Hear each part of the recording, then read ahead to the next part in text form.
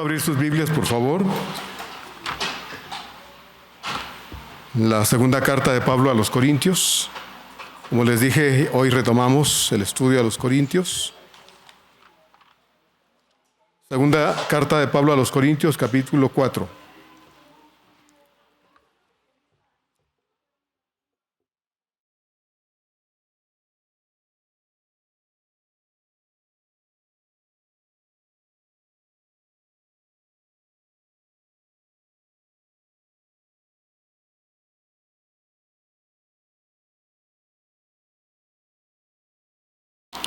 Segunda carta de Pablo a los Corintios, capítulo 4. Vamos a leer los primeros 6 versículos.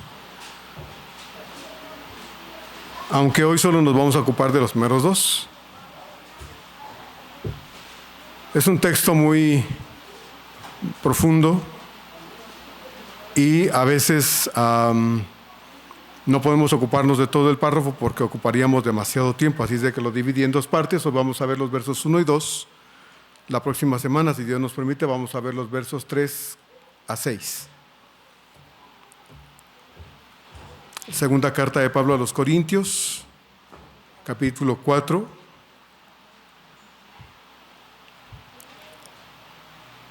Uno a 6. Vamos a leer todo el párrafo de todos modos, hoy y la semana próxima.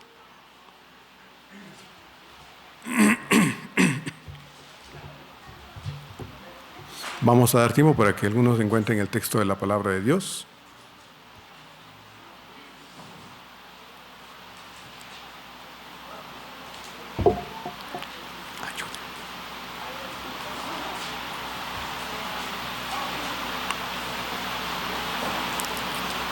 Segunda carta a los Corintios, capítulo 4, versos 1 al 6. Qué bueno verles aquí en la casa de Dios, hermanos. Ya se acabaron las vacaciones de Semana Santa, ¿verdad? Así es que vamos a estar aquí en la casa de Dios como el gusto de siempre. Muy bien. Vamos a leer los versos 1 al 6 juntos, hermanos, despacio. Acuérdense que el texto siempre trae algunos signos de puntuación. Si tiene interrogantes hay que hacer la pregunta porque si no, no tiene sentido el texto y a veces no lo entendemos porque no seguimos los signos que encontramos ahí. Vamos a leer entonces del 1 al 6 el texto de la palabra de Dios juntos, hermanos. Dice así: por lo cual, teniendo nosotros este ministerio según la misericordia que hemos recibido, no desmayamos, antes bien renunciamos a lo oculto y vergonzoso, no andando con astucia ni adulterando la palabra de Dios, sino por la manifestación de la verdad, recomendándonos a toda conciencia humana delante de Dios.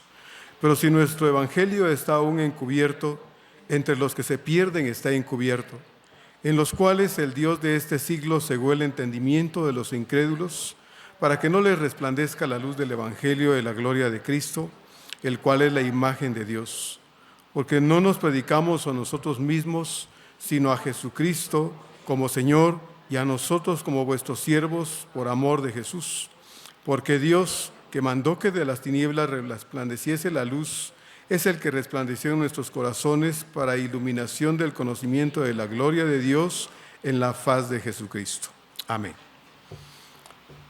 La proclamación y la enseñanza de la palabra de Dios son funciones que exigen una dependencia absoluta del Espíritu de Dios, porque se trata de la exposición de la verdad de Dios para la conversión de los pecadores y para la edificación de la iglesia de Jesucristo, por lo cual todos los que tienen el encargo de Dios para esta labor deben confiar que aquel que los comisionó, los autorizó para este servicio, los va también a respaldar, animar y ayudar, porque mientras nuestro Señor no vuelve, debemos seguir proclamando el Evangelio y edificando a la iglesia de Cristo.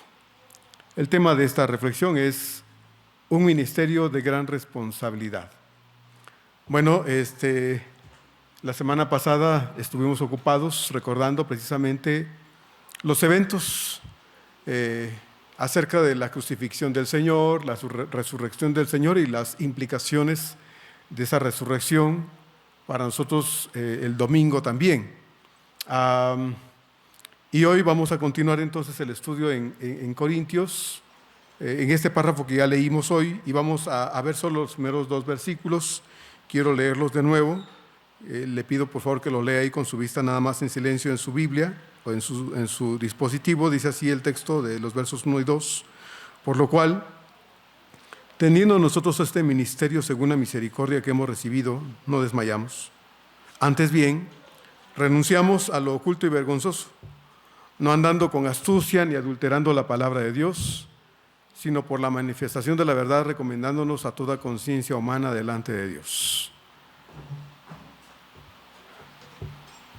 Al notar el ministerio de Pablo, lo que podemos ver es que su servicio en la proclamación del Evangelio y la enseñanza de la palabra de Dios implicó para él el valor y la firme convicción de que lo que su nuevo Señor le había encomendado que hiciera, lo haría, y lo tendría que hacer sin dilación, sin miedo y sin ninguna clase de regateo de su parte. Desde el día en que el Señor lo encontró, ahí en Hechos 9, cuando él iba a Damasco a perseguir más cristianos, recuerda usted que llevaba la autorización de los líderes religiosos para poder perseguir a los cristianos, a deshacer ese movimiento religioso que para los judíos y particularmente los líderes religiosos era un riesgo y era algo que estaba luchando contra ellos como religiosos. Pablo llevaba una disposición tal que iba con todo el ánimo a destruir el cristianismo. Según él, esos cristianos no iban a durar mucho. Su corazón estaba tan dispuesto, como ya lo había hecho, a deshacer ese movimiento, a matar, a promover la destrucción del cristianismo, y en esa disposición se encontró al Señor. Y cuando el Señor lo encontró y Pablo le pregunta: ¿quién eres, Señor? Él le dijo: yo soy Jesús, a quien tú persigues. Dura cosa te es dar cosas contra el aguijón. Y Pablo entonces le dijo: ¿qué quieres que haga, Señor? Fíjense que esa pregunta está tan cargada de tanto significado, hermanos. Y para Pablo particularmente fue algo que le duró el resto de su vida, de ese momento hasta el final, que como acabo de decir, él tuvo claro desde ese momento a lo que Dios lo puso a hacer. Jesús le dijo a Ananías, cuando le dijo: ve y pon las manos sobre este hombre para que reciba la vista, le dijo: porque un instrumento útil me es este. Y él no sabe, pero el servicio que me va a dar, le dijo Jesús a Ananías, le va a costar demasiado. No dice la Escritura que Jesús le dijera eso a Pablo, pero yo creo que en las constantes oportunidades que tuvo Pablo para estar en esa intimidad con su Señor, su nuevo Señor, el Señor se lo ha de haber revelado. Pablo no va a ser fácil y debes estar dispuesto a lo que sea. Y Pablo, sin duda alguna, ha de haber contestado: Señor, como te dije aquel día en ese camino polvoriento antes de entrar a la ciudad de Damasco, ¿qué quieres que haga? Es la misma pregunta que yo te sigo haciendo hoy todos los días. ¿Qué más quieres que yo haga? Y la vida fue corta para Pablo en lo sucesivo, hermanos, para servir a su Señor.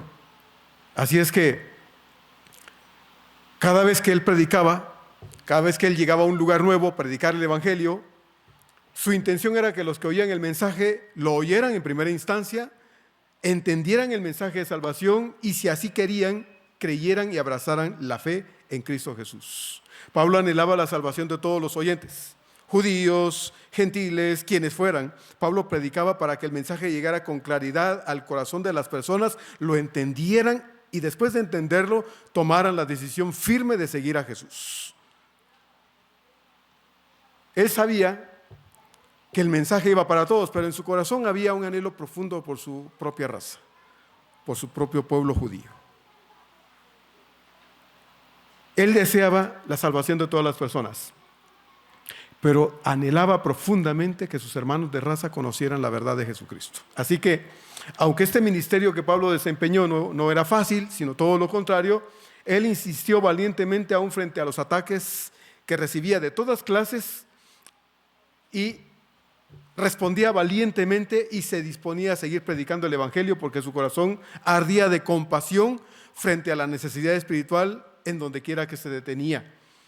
El mismo Lucas, el escritor del libro de los Hechos, dice estas palabras respecto a Pablo. Cuando Pablo se encontró en Atenas, recuerde usted, se adelantó, quedó con su equipo misionero de esperarlos allá, y dice Lucas en Hechos 17-16 lo siguiente: mientras Pablo los esperaba en Atenas, dice, su espíritu se enardecía viendo la ciudad entregada a la idolatría.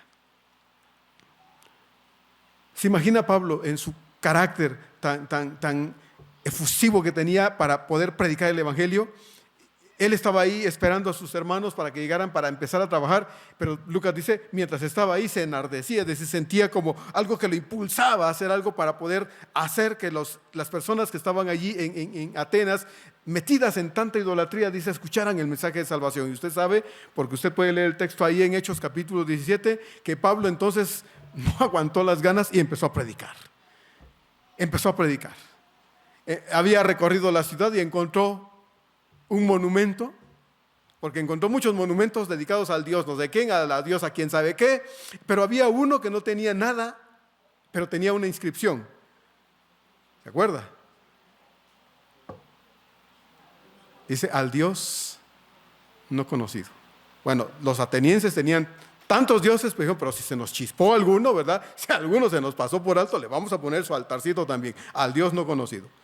Entonces Pablo se paró ahí y dijo, a ver, de este Dios que ustedes no conocen, yo vengo a predicarles aquí. Hermanos, por eso Lucas dice, mientras esperaba, su corazón ardía, porque deseaba ya empezar la predicación del evangelio. Y esto, hermanos, me lleva a preguntar, ¿qué siente usted cuando ve a ese pariente suyo, a esa persona que no conoce a Dios, pero que va derechito a la condenación eterna, y usted lo sabe?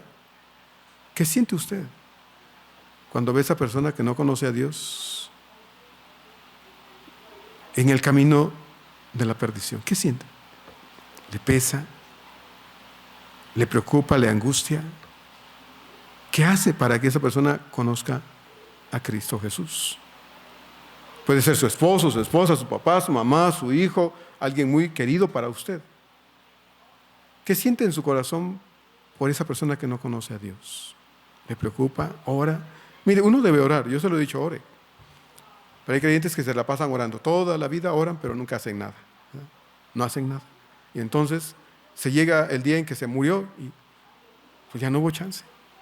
Sí oró, es cierto, Dios puede usar a otras personas, pero le puso a usted ahí. Entonces usted haga algo.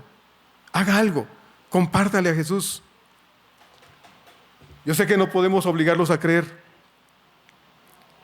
Siempre hemos insistido en el hecho, hermanos, y se ha dicho desde este lugar y en la enseñanza aquí en la escuela dominical, en los estudios particulares, de que no podemos obligarles a creer, debemos hablarles si nos lo permiten, ¿verdad? Sin ser, en este caso, molestos, sin ser impertinentes, sin ser maleducados o inoportunos. Debemos hablarles, pero no podemos forzarlos a oír, no podemos decirle, te sientas porque te lo ordeno. No, hermano, no. Debemos encontrar formas de ayudarlos a querer oír. Y una de las formas mejores que tenemos es viviendo, modelando el cristianismo, hermanos, delante de ellos de forma honesta, sincera, transparente, para que cuando usted le quiera oír no le diga, oye, médico, cúrate a ti mismo, ¿verdad? Como muchas veces suelen contestarle a aquel que vive la vida cristiana de manera equivocada frente a sus parientes, cuando le dice, oye, no, a mí no me vengas a hablar. Cuando yo vea algo bueno en ti, entonces háblame a mí. Pero hay gente que no vive la vida cristiana bien, entonces, pues con mucha facilidad, literalmente le cosen la boca, ¿verdad? Cosen con ese. Porque finalmente dicen, es que no te creo. Entonces, no podemos obligarlos, es cierto, Porque no podemos meter a nadie a fuerza al cielo y no podemos meterle el evangelio a golpes a nadie, hermanos. Aunque a veces quisiéramos forzarlos a oír porque sabemos lo que se pierden.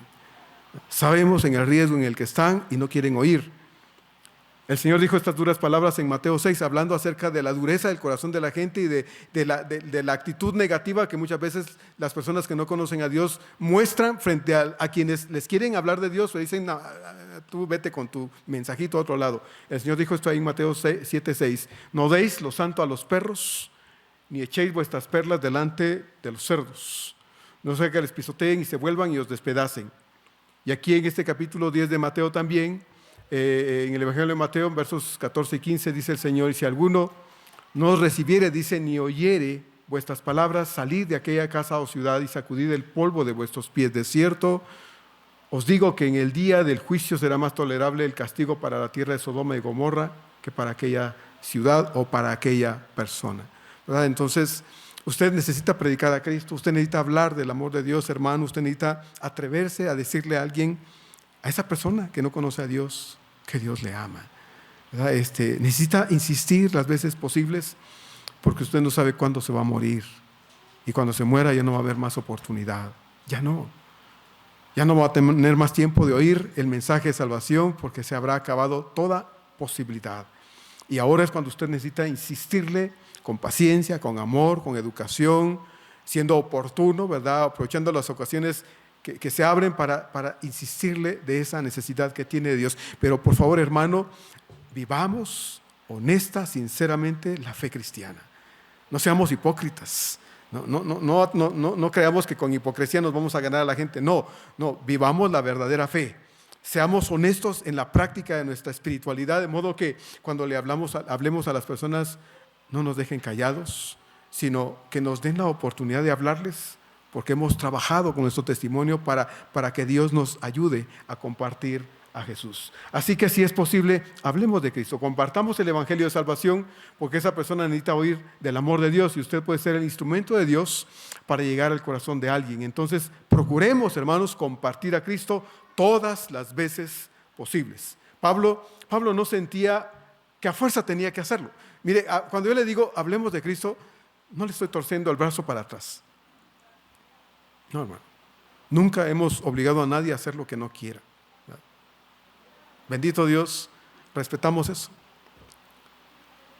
Pero la Biblia dice que usted y yo somos testigos de Él. Cuando el Señor dijo en Mateo 28, vayan por el mundo y prediquen el evangelio, no dijo a los pastores, a los que tienen el don de evangelismo, no. Él dijo a todo creyente en el Señor, predica el evangelio. Usted es testigo de Cristo. ¿Usted conoce a Cristo? Amén. Bueno, usted es testigo de Él. ¿Ha hecho algo Cristo en su vida? Sí, pastor. Bueno, vaya y compártalo. Vaya y compártalo. Cuando el Señor sanó a un endemoniado, quería seguirlo. Ahí en Juan, lo quería seguir. Y Jesús le dijo, no, regresa a tu casa y a los tuyos y cuéntales cuán grandes cosas ha hecho el Señor por ti y cómo tuvo misericordia de ti. Y él dice, empezando por un lugar, se fue y comenzó a predicar el evangelio por todos lados. Entonces, hermano, no se trata de obligar a nadie. Usted no está en la obligación forzada de hacer lo que no quiere hacer. No. Pablo tampoco se sentía que a fuerza tenía que ir a predicar, enseñar a los nuevos convertidos. Él estaba absolutamente convencido, mis hermanos, de que esa era la razón de su llamamiento divino. Por eso también decía de todo su corazón, aquí en 1 Corintios 9:16, estas palabras, pues si anuncio, dijo Pablo a los creyentes en Corintio, el evangelio, no tengo por qué gloriarme porque me es impuesta necesidad. Y ay de mí, dice Pablo, si no anuncio el evangelio. Ay de mí. A Pablo no lo tenían que obligar. El Señor le dijo, mira, si no predicas vas a ver cómo te va. No, Pablo estuvo convencido, hermanos, de que él ahora necesitaba compartir lo que había encontrado en su Señor. Y yo creo, hermano, y lo creo con todo mi corazón, que aunque no tenemos a veces ese don de evangelizar, el que tiene el don le predica a todo el mundo y hace muchas cosas para hacer esa función. Quienes no tenemos el don, pero sentimos la carga en el corazón de predicar a Cristo, aprovechamos las oportunidades que tenemos. A veces tenemos que tartamudear, sudar muchas veces antes de empezar a hablar, pero Dios está ahí con nosotros, ¿se acuerda? Dios nos va a respaldar, Él va a poner sus palabras en nuestra boca para decir lo que debemos decir a quien debemos en su momento, porque Dios anhela que usted le hable a alguien del Señor. Mire, si todos los que estamos aquí hoy compartiéramos a Cristo a una persona este año, al final del año tendríamos el doble aquí. Pero yo sé que hay quienes en su corazón oyen esto y dicen, esto no es conmigo. Esto no es conmigo. Y respetamos eso. Respetamos eso. Pero esta no es una cuestión que a mí se me ocurrió decirle hoy. Dios lo dice en su palabra. Vaya y predique el evangelio a toda persona. Así es que usted y yo necesitamos compartir a Jesús. Así es que Pablo, hermanos, no estaba obligado a hacerlo. Él ardía en su corazón, sentía esa pasión en su corazón, porque lo que más anhelaba Pablo es que la gente también encontrara lo que él había hallado en Jesús. Él era un judío, como lo hemos leído en Filipenses, en su propia opinión, perfecto, sin errores, un excelente religioso, pero cuando conoció al Señor se dio cuenta que en realidad estaba muerto, ¿verdad? Muerto, y ya lo vimos aquí en esta segunda carta a los Corintios. Estaba muerto y Pablo dice, ahora realmente tengo la verdadera vida. Y eso es lo que yo comparto, es lo que yo le digo a la gente, porque yo lo he hallado y yo te lo digo a ti. Entonces, hermano, hablemos del Señor. Si usted tiene en esta semana en su camino a alguien que Dios pone y le deja hablarle del Señor, háblele de Cristo, háblele del Señor. Mira, hay gente que tiene la cara fruncida y parece que es de pocas pulgas. Y dice, ay, ¿cómo le hablo a esta gente? Si le hablo me va a golpear. Tal vez así éramos nosotros cuando no conocíamos a Cristo, ¿verdad? De pocas pulgas. Pero alguien se atrevió a hablarnos. Yo le he hablado de mi propio testimonio familiar, ¿verdad? La primera que llegó al conocimiento de Dios fue mi madre, una mujer de poca paciencia, de un carácter terrible. Pero hubo una persona que insistió con ella. Le insistió hasta que un día dije, bueno, voy. No sé qué oyó, fue una reunión de mujeres a las 3 de la tarde, todavía se lleva a cabo esa reunión en esa iglesia, ahí en la ciudad de Guatemala. A las 3 de la tarde la reunión femenil. No sé qué oyó, no sé qué le dijeron, pero al siguiente jueves mi mamá regresó. Y un día esa mujer, de carácter terrible, cambió.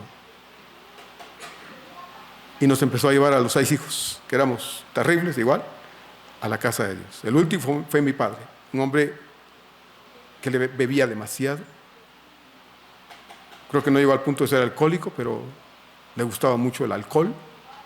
El último fue mi padre. ¿Quién iba a decir que esa mujer a la que la veían de repente ahí agarrándose con cualquiera, ¿verdad? Y diciendo un montón de cosas, iba a conocer a Cristo? Como le he dicho otras veces, tal vez la gente que nos conocía decía, esa familia Ambrosio Sánchez, pues esos nunca van a cambiar. Pero Dios tiene el poder para cambiar una piedra en un corazón de carne. ¿Y a poco no lo hizo con usted, hermano? Dígame. Lo hizo conmigo. Entonces, la Biblia dice, ve y compártelo con alguien. Dile a otra persona que también lo puede hacer con ella, con él. Dile a la gente que todavía hay oportunidad mientras respiran, mientras tienen vida y conciencia. Todavía hay oportunidad. Hermano, no nos quedemos con las ganas de decirle a alguien que Dios le ama. Hablémosle, porque puede ser la última oportunidad que esa persona tenga. Tal vez va a ser atropellado, asesinado, tal vez va a morirse de alguna cosa instantáneamente, no lo sé. Dígaselo, hermano, porque necesitan escucharlo. Pablo siempre creyó que era su deber, y cuando digo deber lo puse en mis notas entre comillas, porque no es un deber a fuerzas, es un deber de convencimiento. No fundamentado en la obligación y el miedo, sino en el amor que él le tenía a su Señor. Creyó siempre que el resto de su vida, hermanos, Pablo, era demasiado poco tiempo para cumplir con ese sagrado ministerio. Así que en este primer versículo aquí de este capítulo 4, eso es lo que Pablo está dejando ver. Dice Pablo, por lo cual, teniendo nosotros este ministerio según la misericordia que hemos recibido, no desmayamos. No desmayamos. Al ver hacia atrás podía ver a muchos de sus paisanos judíos convertidos a Cristo. A esas alturas de su vida ya habían pasado los años y Pablo podía voltear a ver hacia atrás. Y cuando volteaba a ver hacia atrás, veía cómo sus paisanos, muchos de ellos habían sido convertidos al cristianismo, pero también podía derramar sus lágrimas viendo a sus hermanos de raza cerrados al evangelio. Y Pablo sí lloraba, hermanos, por esa gente. Lloraba. Y sus lágrimas no eran de cocodrilo, hermanos, sus lágrimas eran honestas del corazón, brotaban de un corazón que querría ver a sus hermanos amando a Cristo como él, pero veía a sus hermanos, muchos de ellos cerrados al evangelio.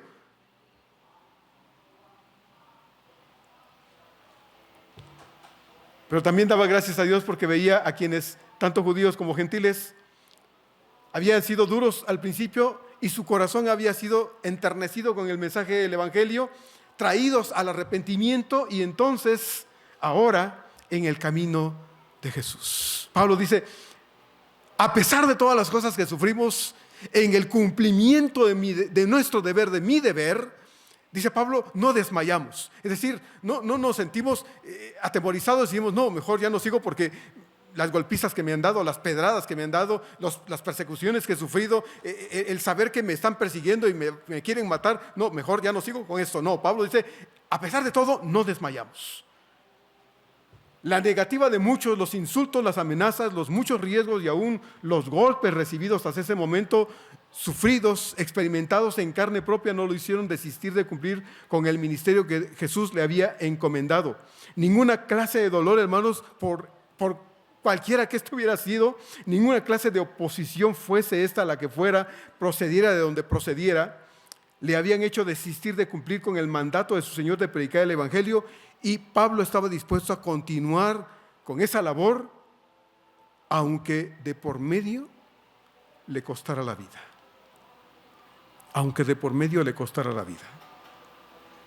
Tenemos, dice Pablo, un ministerio que no nos ganamos.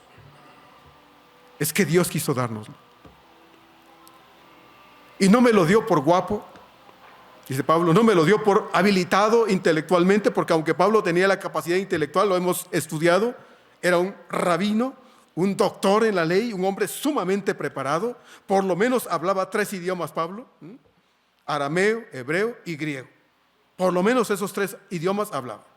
Dominaba perfectamente todas estas cuestiones de la ley de Moisés. Era un hombre con una suma preparación. Pablo dice, Dios no me eligió por eso. Porque ya lo dijo Pablo. Como un abortivo, me vio y aún así decidió poner su confianza en mí y me dio el ministerio del evangelio. Entonces, hermano, Pablo dice, sí, todo esto lo tengo. Trato de desarrollarlo y como ya lo hemos visto, no lo hago en mis fuerzas. La capacidad que tengo para hacer las cosas no es mía, dice Pablo. Dios es el que me habilita, lo vimos en el capítulo anterior. Dios me habilita para hacer lo que hago. Y aunque sufro y sé, dice Pablo, que el destino, el camino, lo que me queda hasta el final de mis días, hasta que yo ya no pueda caminar o hablar, dice Pablo, no desmayaré, no voy a desmayar.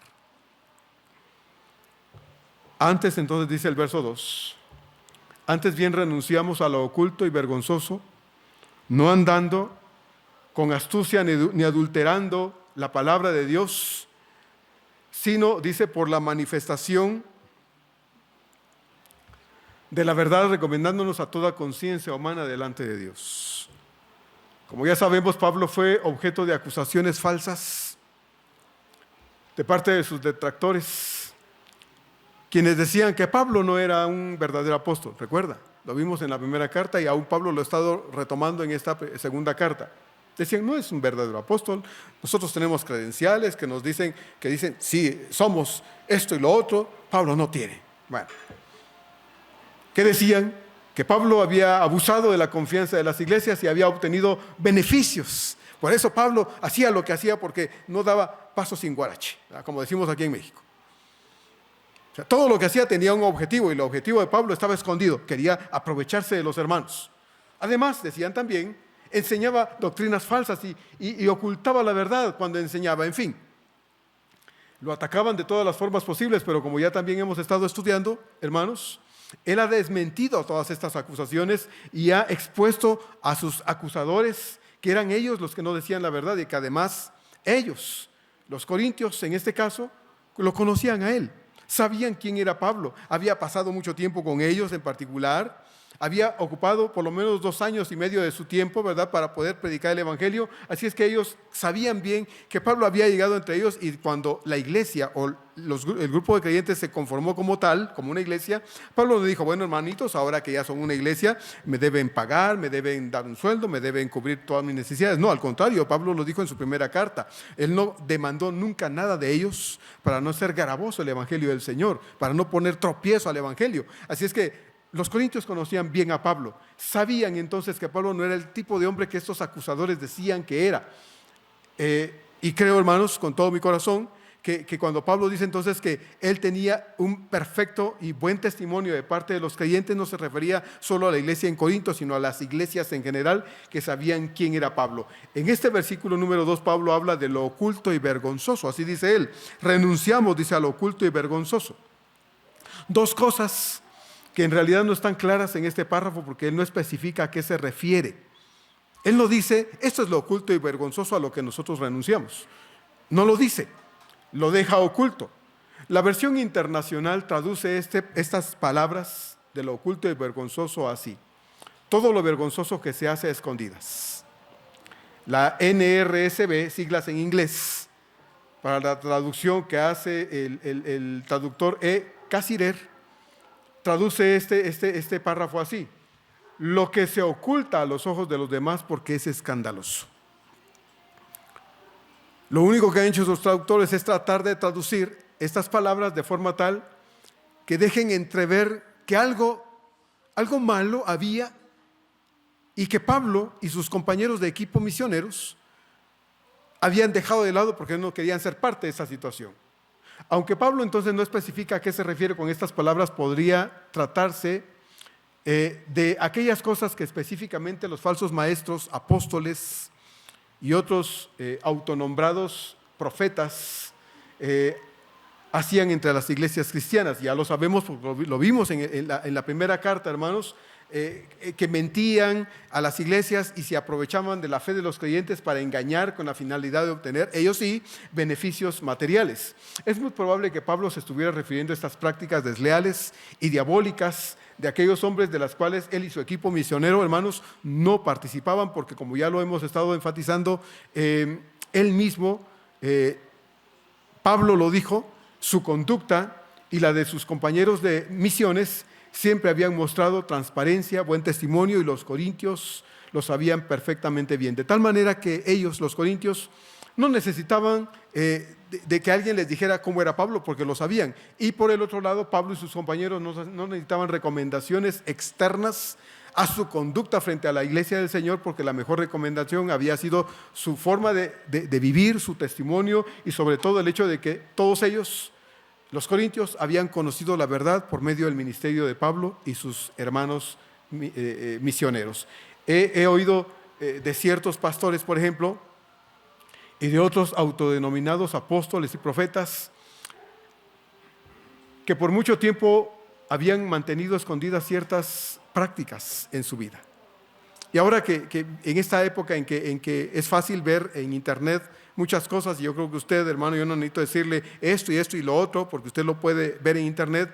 Lamentablemente, hermanos, muchos llamados pastores, llamados apóstoles o llamados profetas, de pronto se les descubren cuestiones en su vida personal.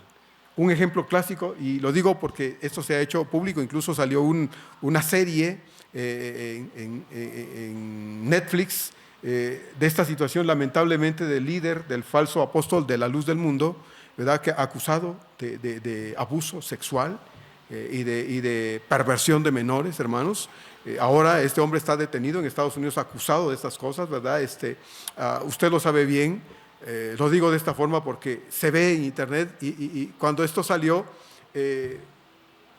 con mi esposa platicábamos y decíamos: qué triste, qué triste, porque aunque esta gente sigue al hombre y cree en el hombre y cree que este es su Dios prácticamente, y dan la vida por él, no por Jesús, dan la vida por él, lamentablemente, hermanos, lamentablemente,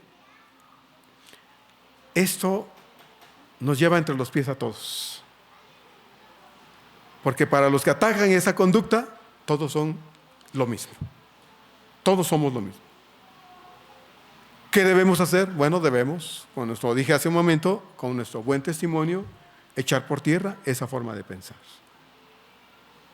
Nosotros necesitamos vivir la vida cristiana de manera tal, hermanos, que la gente pueda decir, sí, hay gente así, pero no todos son iguales.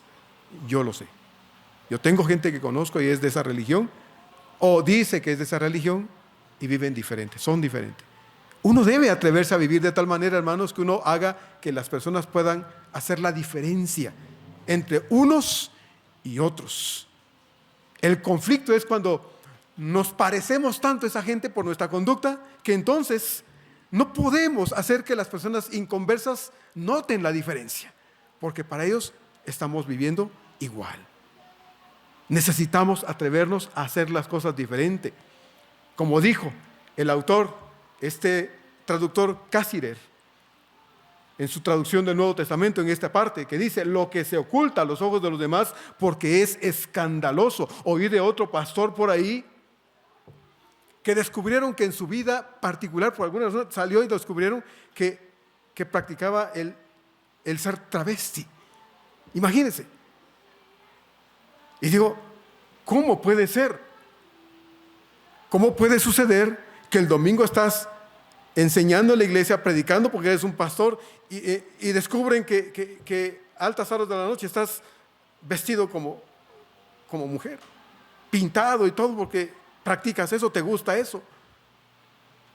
Digo, ¿es vergonzoso? Sí, eso es lo que Pablo está diciendo acá. Nosotros hemos renunciado a esas cosas ocultas y vergonzosas, eso que se hace muchas veces en lo ocultito, ahí en lo privadito, en donde nadie me ve, a las horas de la madrugada o qué sé yo, y procuro que nadie se entere, que nadie lo vea, que nadie lo sepa, porque qué vergüenza que me descubran esta cosa, ¿verdad? Que me digan esa.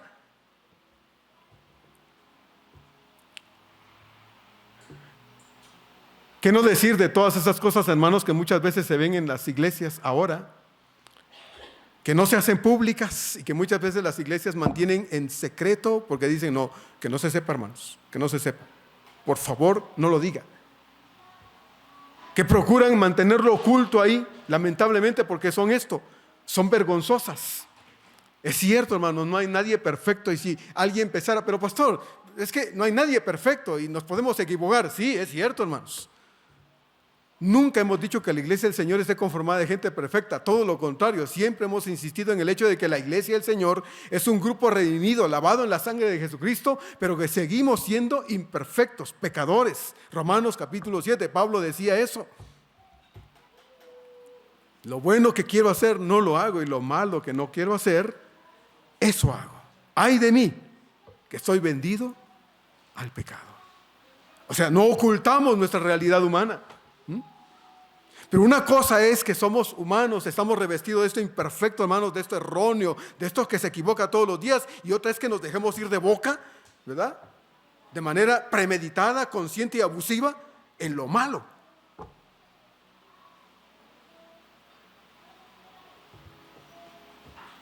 Yo no puedo cambiar la vida de nadie. Y hemos enseñado aquí las cosas que Dios aprueba y no aprueba, lo que la Biblia dice, y a veces no deja tan definido, ¿sí? Y podemos enseñar porque yo tengo una postura de ciertas cosas en la vida, porque yo salí de un mundo de hipocresía, hermanos. El domingo era, como le he dicho muchas veces, era el cristianito y el lunes era un diablo, ¿sí? Como un pastor predicó un sermón, Juan Bonsra, santos del domingo, diablos el lunes. Así era yo. De ahí me sacó Dios. Vivía en la pachanga, en el desenfreno, pero el domingo ahí estaba tempranito en la escuela dominical. Y no faltaba. Pero yo era otra persona el lunes. Ya el domingo en la tarde era otra persona.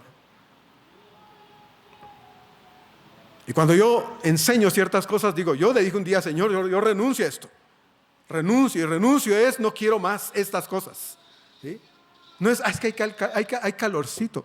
No, hermanos.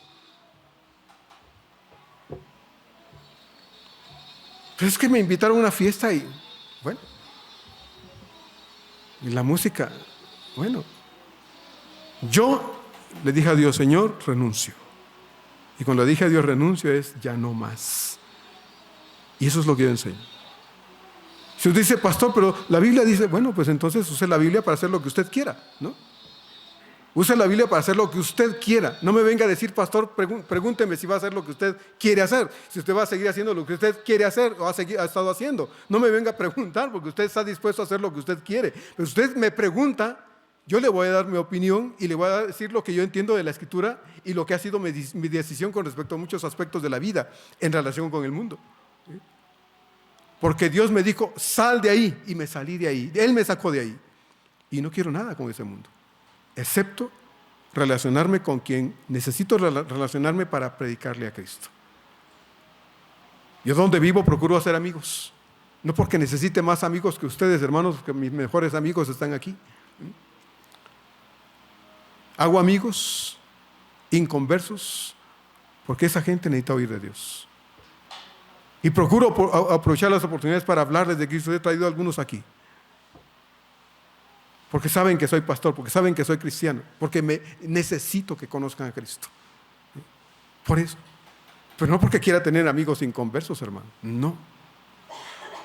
Yo necesito que la gente conozca a Cristo. Entonces, hermano,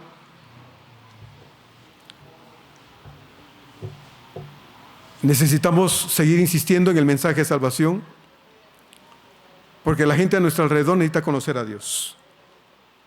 Entonces, hay iglesias donde se hacen cosas vergonzosas, es cierto, ¿verdad? Y se encierran para hacerlas. Bueno, tal vez usted y yo no nos damos cuenta de esas cosas porque no se hacen públicas, pero Dios sí las sabe. Dios sí las conoce, hermanos. Y Pablo es lo que está diciendo acá. Nosotros hemos renunciado a eso. Hemos renunciado a esas prácticas porque ya no van con lo que somos hoy. Ya no tienen nada que ver con nosotros ahora. Hemos renunciado a eso. Entonces, si es cierto, entonces somos pecadores. Estamos revestidos de esto humano, defectuoso. Pero no por eso, hermano, nos vamos a dejar de ir de boca para hacer cosas inconvenientes, cosas que no convienen, cosas que ya no honran a Dios. ¿Sí? No es a donde quiera que vayas, haz lo que vieres o haz lo que oyeres. No, eso ya no va con nosotros, hermanos. Ya no. Ya no va con nosotros.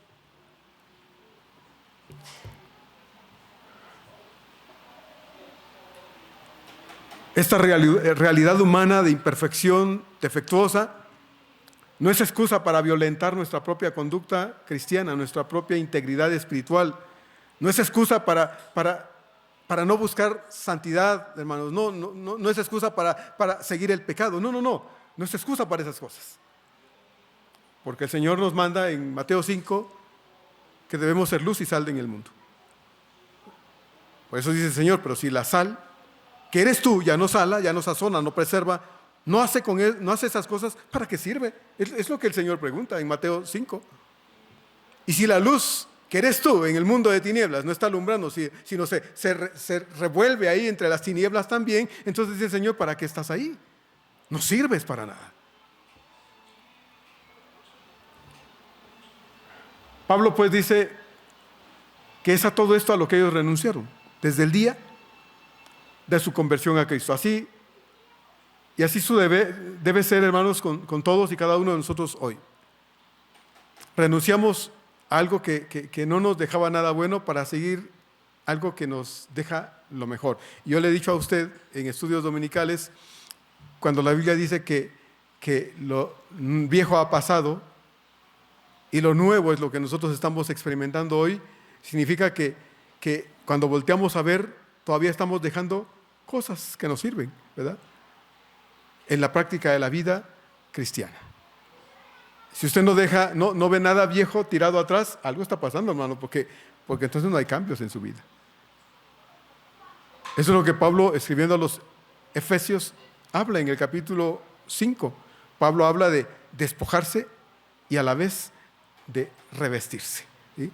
Usted se despoja de algo viejo, pero se reviste de lo nuevo en Cristo Jesús. Pero usted no está desnudo. No está desnudo, espiritualmente hablando. Usted está vistiéndose con el Señor. Por eso, 2 Corintios 5:17, ya estamos próximos a llegar a ese texto, dice de modo, ¿verdad? que si alguno está en el Señor, ¿qué dice que es? Es una nueva criatura. Dice, las cosas viejas están quedando atrás. Lo nuevo se está produciendo en el transcurso de los días. Esa es la idea del texto. Es un proceso. Es un proceso. Y cuando usted voltea a ver su vida atrás, debe ver cosas viejas quedándose ahí tiradas. Su mal carácter, su lenguaje sucio, sus malos hábitos, sus malas formas de ser, su mal pensamiento, qué sé yo. Eso se debe ir quedando atrás. Entonces Pablo dice, nosotros hemos renunciado a lo oculto y vergonzoso. Ya no seguimos esas cosas. Todo eso es a lo que Pablo y su equipo dice, habían renunciado desde el día de su conversión a Cristo, y así debe ser con cada uno de nosotros, hermanos. Vivimos en un mundo que seduce. Vivimos en un mundo que atrae, que resulta atractivo y que resulta codicioso. Al igual que el árbol aquel que la mujer veía todos los días en el huerto cuando se paseaban por ahí. ¿Se acuerda? Había de todo en el huerto, pero había un árbol específicamente al que Dios le dijo a Adán y a Eva, de todo puedes comer, pero de este árbol no comas, porque si comes de este, morirás. Y dice ahí, en Génesis 3:6 esto, dice, y vio la mujer que el árbol era bueno para comer y que era agradable a los ojos. Y dice árbol codiciable para alcanzar la sabiduría. Y tomó de su fruto y comió y dio también a su marido, el cual comió así como ella. Hermano, vivimos en un mundo atractivo, codicioso, que seduce. ¿O no es así? Usted me dice, no, pastor, no, hermano, está mintiéndome. Usted abre internet y le sale un montón de cosas. Y dice, solo dale ahí. ¿Qué le va a salir? Si son las 3 de la mañana, pues nadie me está viendo, todos están dormidos. Ay, bueno, gracias, Señor.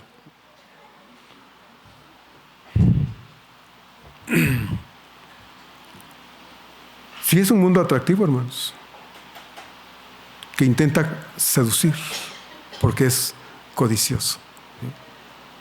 Es codicioso. No sé a usted qué le parezca, cómo vea esto, pero creo a la luz de las Escrituras, hermanos, que el pecado jamás es repulsivo. El pecado jamás es repulsivo, jamás es desagradable. ¿No? El diablo no le pinta a usted el pecado como lo que es.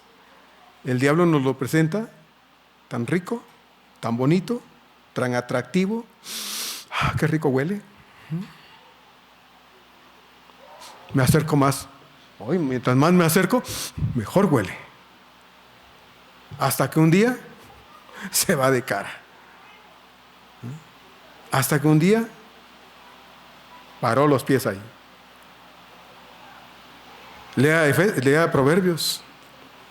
Así habla el escritor de Proverbios. Dice, huye, huye, dice. Como el ave. Como el ave que si no huye va a ser atrapada. ¿Se acuerda qué hizo José? Todo lo contrario de David. David estaba paseándose y vio por su terrado a la vecindad y vio a una mujer que se estaba bañando y no dijo, no quiero ver. Y se fue. No, David se quedó viendo. Y eso lo atrajo y mandó a preguntar quién era y la mandó a traer y se acostó con ella. Pero José, todo lo contrario. Él tenía la obligación de obedecer a sus amos y su ama le dijo, acuéstate conmigo. No te estoy preguntando, te doy la orden de que te acuestes conmigo. Y José le dijo, todo lo puso mi amo en las manos mías, excepto a ti. Tú eres su mujer. Sí, pero yo te estoy dando la orden de que te acuestes conmigo. Y José dijo, no, porque no voy a hacer esto desagradable a los ojos de Dios. Y un día salió huyendo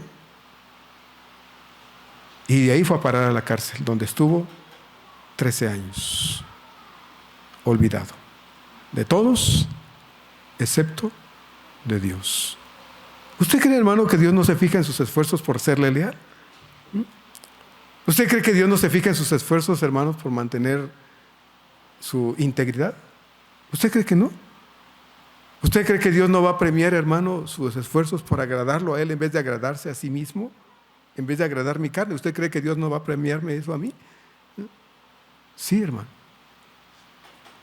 Porque a usted y a mí nos atrae el pecado, porque el pecado no es desagradable, no es repulsivo. El pecado es todo lo contrario. Entonces necesitamos tener cuidado.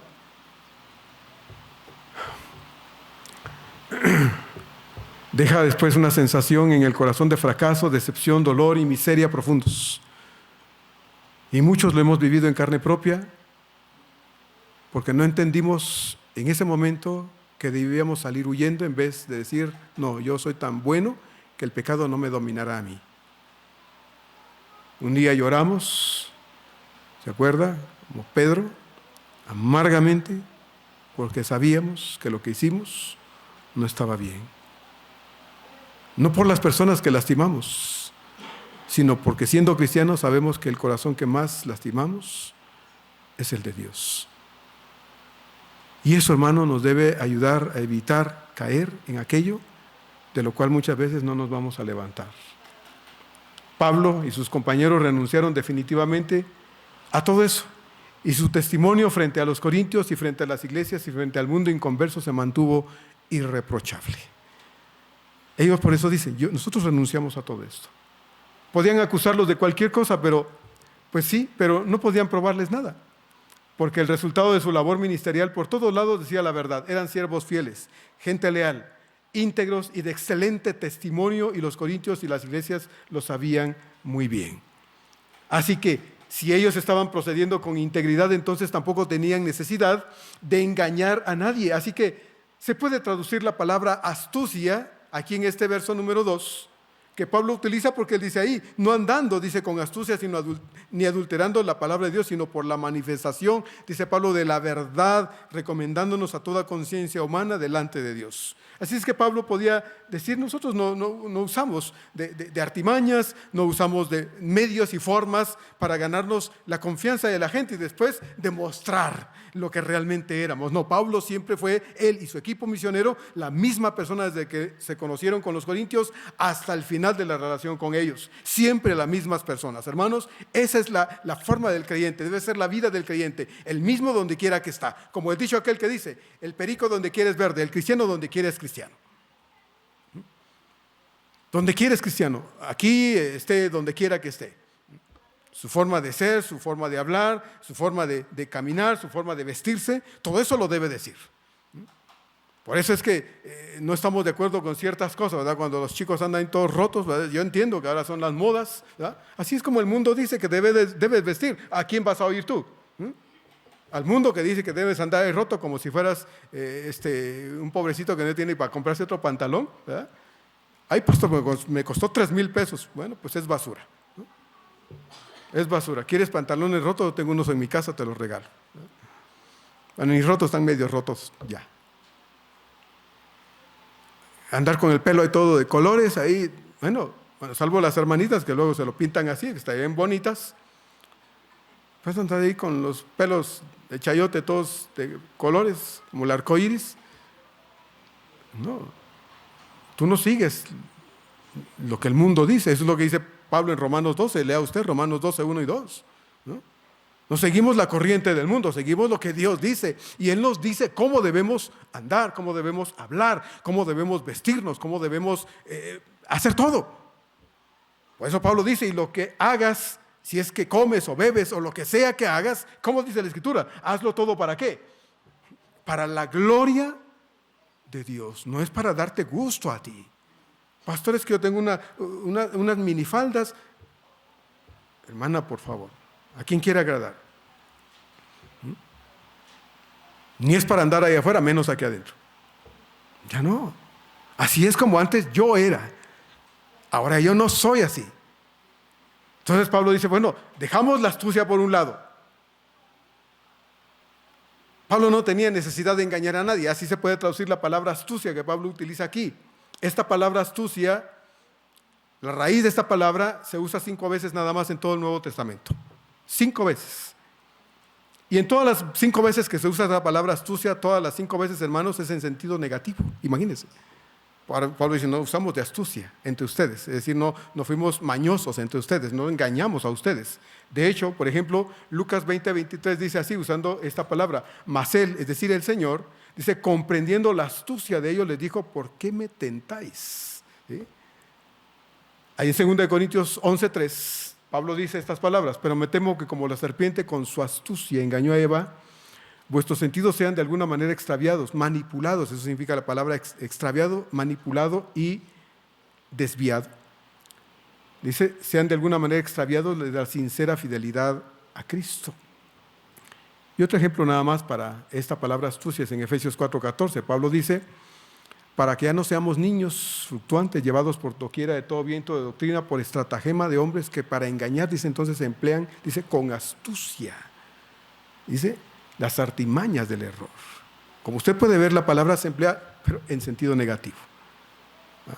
Entonces, a estas mañas era lo que Pablo, hermano, no tenía que echar mano para predicar el Evangelio. No tenía necesidad de ello. No tenía que hablar medias verdades, manipular con antojo las Escrituras para obtener alguna clase de resultado, reacción, respuesta y beneficio para sí mismo. No, él no tenía necesidad de esto. Como les he dicho infinidad de veces, hermano, y lo vuelvo a repetir hoy desde este lugar, usted tiene la obligación, como lo oye, la obligación, la responsabilidad, hermano, de conocer las Escrituras. Para que cada vez que se enseña la palabra de Dios o se predica la palabra de Dios, usted pueda cotejar con la verdad de Dios lo que se está diciendo. ¿Qué tal que a mí se me chispa y empiezo a decirle cosas que no dice la Biblia y que le va a decir usted amén a las cosas las tonterías que yo pudiera decir? No, hermano. Usted tendría que pararse y decir, pastor, está diciendo que no es bíblico. Tendría que hacerlo. Y si usted no lo hace, entonces me dejaría el camino abierto para que siga diciendo tonterías. Eso es lo que sucede en muchos púlpitos, lamentablemente, ¿no? Mucha gente se para a decir cosas que no son bíblicas y la gente no dice nada porque muchas veces hay ignorancia en el corazón de las personas. Y entonces la ignorancia no permite diferenciar entre lo correcto y lo incorrecto, entre lo bíblico y lo que no lo es. Usted debe conocer las Escrituras para que los que se enseñe y se proclama la verdad de Dios, usted la pueda respaldar con un amén o decir eso no es bíblico y corregirlo de alguna manera. Si estamos enseñando la verdad o estamos tratando de meter ideas falsas ajenas a las Escrituras, si estamos procurando la práctica sana y bíblica de la verdad de Dios o estamos promoviendo acciones y prácticas, hermanos, ajenas a las Escrituras, si ustedes, hermanos, son responsables de permitir o no permitir lo que se haga aquí, sea bíblico o no bíblico, porque usted tiene la responsabilidad de decir esto es correcto o esto no lo es. Descubrirlo de alguna manera porque usted debe conocer las Escrituras. Pablo pues concluye este verso número 2 diciendo que la integridad de su conducta y la correcta exposición de las Escrituras ha dado como resultado que las conciencias de los creyentes estuviesen tranquilas con respecto a ellos como ministros de Cristo. Obviamente, como ya lo hemos visto, había quienes habían prestado atención a los chismes infundados, al menos en esta iglesia, en la ciudad de Corinto, y probablemente estos serían la excepción a esas palabras de Pablo aquí acerca de la tranquilidad de las conciencias de los hermanos corintios. Porque a veces hay gente que le gusta oír, dice, no, es cierto. En vez de preguntarse, ¿será así? En vez de dejar espacio para la duda y pensar, tal vez no sea eso. Simplemente creyó el chisme y empieza a divulgarlo por ahí. Y se hace grande el asunto y aquello no era cierto. Era algo que no tenía ningún fundamento y la gente se lo cree. Pablo dice, nosotros no necesitamos hacer estas cosas. Por eso digo, dice Pablo, que la conciencia de ustedes está tan tranquila cuando me oye hablar, cuando me oye predicar, porque saben que lo que oigo, lo que ustedes oyen y es la palabra de Dios, es eso precisamente, palabra de Dios, y ustedes saben diferenciar entre lo que es bíblico y lo que no lo es. Hermanos, nosotros necesitamos entonces tener esa capacidad, comprender lo que Dios dice en su palabra y ser capaces de discernir lo que ustedes oyen, lo que ustedes reciben, porque tenemos Eso es lo que estamos procurando siempre. Debemos tener la capacidad de decir la palabra de Dios, compartirla tal como está, de modo que usted la pueda entender y pueda decir a la luz de las Escrituras, es así. Respaldarlo, como dije hace un momento, con un amén, gracias a Dios. Así es, porque lo que se está diciendo es lo que la Biblia está diciendo. A veces necesitamos entenderlo mejor, por eso son estos tiempos, para explicar las Escrituras, para poderlas presentar de esta forma, a manera de estudio, en este caso, para que las entendamos mejor. Pero aún así, conociendo las Escrituras, sabemos, hermanos, que lo que estamos diciendo, si finalmente es de las Escrituras, es algo que aprobamos con la bendición de Dios. La semana próxima, si Dios nos lo permite, hermanos, vamos a ver los siguientes 4 versículos para completar este párrafo de los meros 6 versículos de este capítulo 4, y Pablo va a seguir tratando otros asuntos que son importantes y necesarios también compartir con ustedes. Así es de que, hermanos, vamos a cerrar aquí este espacio, vamos a orar, con eso estamos finalizando. Amado Señor, muchas gracias porque nos das la bendición, Señor, de poder exponer tu palabra, de compartirla, Señor, cada domingo, tanto aquí desde el púlpito, Señor, como en los estudios que se dan entre semana, el domingo aquí temprano. Amado Señor, nos das la bendición, amado Padre Celestial, de poder, Señor, oír tu palabra y conocer, Señor, que lo que tú nos dices es lo que tú quieres que sepamos y entendamos. Señor, te rogamos que nos ayudes a ser responsables en ese sentido, Señor, de nosotros mismos, para poder conocer tu palabra, Señor, leerla por lo menos, para que cuando la oímos, Señor, sepamos pues que lo que se está leyendo es tu palabra y que lo que se está diciendo, Señor, es lo que tiene que ver con la verdad de tu palabra. Por lo mismo, Señor, te ruego que nos ayudes a ser responsables con nuestro propio desarrollo espiritual, de modo, Señor, que nos sintamos impulsados y necesitados a asistir para estudiar tu palabra, Señor, y crecer en ella también, porque la simple lectura de tu palabra no es suficiente. Te pedimos, pues, Señor, que seamos un grupo de creyentes, Señor, responsables en ese sentido, anhelantes, deseosos, Señor, de crecer en el estudio de tu palabra, para que de esta manera, Señor, también podamos, llegado el momento, Señor, ayudar a otros a conocer lo que nosotros ya conocemos también. Señor, muchas gracias, pues, porque no tenemos necesidad, como Pablo dice, Padre, de esconder la verdad ni de manipularla, de modo que obtengamos respuestas y resultados, Señor, a través del manipuleo, del engaño, de las medias verdades, porque no es así. Y te damos gracias, Dios, porque creo que esta iglesia ha aprendido suficientemente bien como para saber, Señor, que es bíblico y que no lo es. Padre, ayúdanos, pues, y que podamos tener todo el deseo de nuestro corazón para seguir creciendo y madurando en la fe en Cristo Jesús. Te lo pedimos, Padre, por favor, en el nombre de Cristo, nuestro Salvador. Amén.